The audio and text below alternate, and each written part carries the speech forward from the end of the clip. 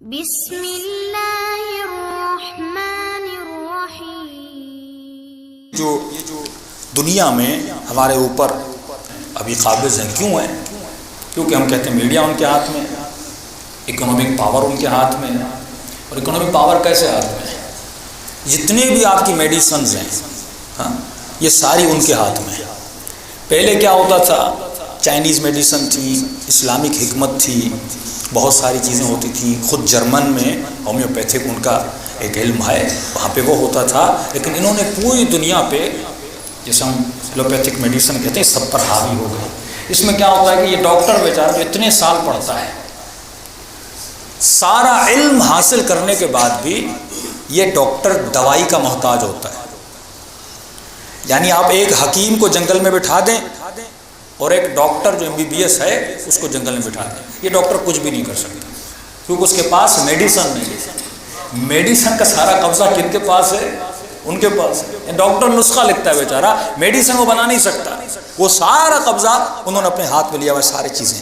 لیکن جو حکمت ہے، جو ہم جسے طب اہل بیت کہتے ہیں، جو معصومین کا طب ہے، جو فرمان معصوم ہے، دیکھیے خدا کو پتا ہے میں نے جس دانے کو پیدا کیا ہے یہ اس انسان کو کیا فائدہ دے گا، کیونکہ دانہ بنانے والا بھی وہ ہے اور دانے کو کھانے والا جو بنانے والا ہے وہ بھی وہ ہے۔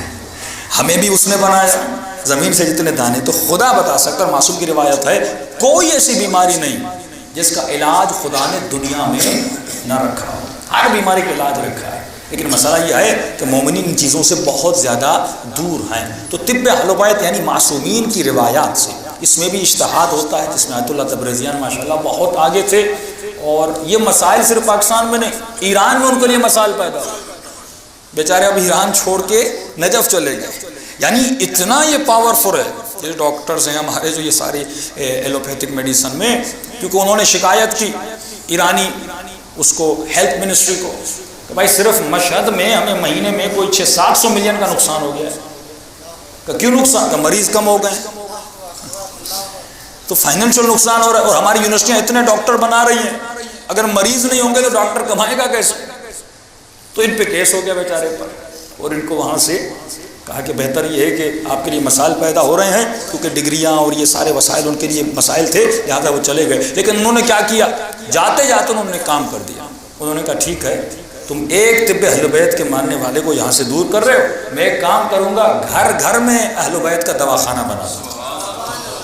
انہوں نے ایک مہم چلائی کہ گھر گھر اہل بیت کا دواخانہ، اور انہوں نے وہ اپنی سارے نسخے تھے وہ سارے تقسیم کر دیے، اور مومنین کو کہا تمہارے گھر میں یہ دواخانہ ہونا چاہیے۔ تو یہ ہیں اہل بیت کے زندہ معجزے۔ کچھ ایسی بیماریاں ہیں، خود آیت اللہ تبریزیان اپنے لیکچرز میں فرماتے تھے کہ بھائی پہلے زمانے میں ہاسپٹل بھی کم ہوتے تھے، مریض بھی کم ہوتے تھے۔ جتنی ترقی ہو رہی ہے، جتنے زیادہ ہاسپٹل بن رہے ہیں، ہونا تو یہ چاہیے، آؤٹ پٹ تو یہ ہو کہ بیماری کم ہو۔